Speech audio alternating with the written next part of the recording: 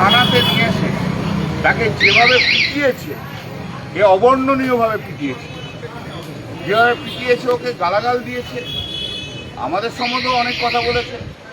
কে তোদের কল্যাণ দেখে নেব, কে তোদের পাপ্পু সিং আছে তাকে ঢোকাবো। আজকেও যখন জমা দিয়েছি তখন বলছে যে ওআইসি বলছে যে সব ঠিক আছে, আমার কোনো আপত্তি নেই, সবাইকার কমপ্লেন নিতে হবে, কিন্তু বিজেপির বিরুদ্ধে কমপ্লেন হলে কী হবে? বিজেপি যে গুন্ডামি মাস্তানি করছে, কোথায় কী হবে? এই ক্ষমতাটা বিজেপিকে খেয়ে দিয়েছে।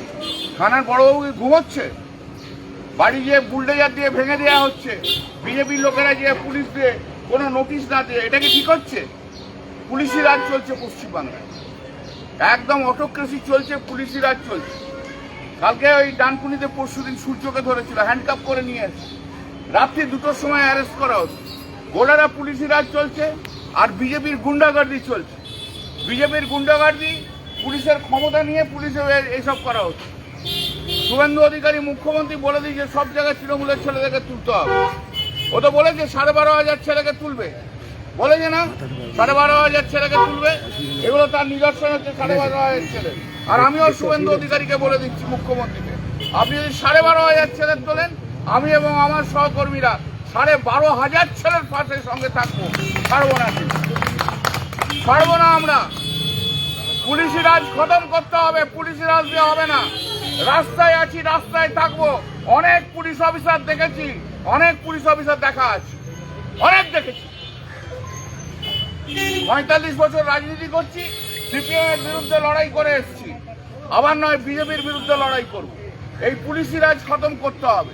পুলিশ দিয়ে সরকার চালানো যায় না। প্রথম দিন থেকে যারা পুলিশ দিয়ে সরকার চালায়, তাদের মতো একটা অপদার্থ মুখ্যমন্ত্রী হতে পারে না, অপদার্থ মুখ্যমন্ত্রী। আবার আমরা আগামী সপ্তাহে প্রোগ্রাম নিচ্ছি, আপনারা দেখতে পাবেন, আপনারা জানতে পারবেন। সকালে বলছে জেল তৈরি করা হচ্ছে তৃণমূলদের ঢোকানোর জন্য। এটাই তো হচ্ছে কথা। কতটা অটোক্রেসি হলে, কতটা ক্ষমতাবান হলে সমস্ত কথা বলে। অশিক্ষিত লোকেরা মন্ত্রী হয়ে গেছে, তাদের কি করা যাবে? অশিক্ষিত লোকেরা যদি মন্ত্রী হয়ে যায়, যারা আইন জানে না, যারা সংবিধান জানে না, তারা যদি মন্ত্রী হয়, তাদের যা হবার তাই হচ্ছে পশ্চিমবাংলায়। কিন্তু মনে রাখবেন, পশ্চিমবাংলার ইস্যু সারা ভারতবর্ষের ইস্যু হয়ে দাঁড়িয়েছে। আগামী 3 বছরের মধ্যে এই পশ্চিমবাংলায় পরিবর্তন হবেই।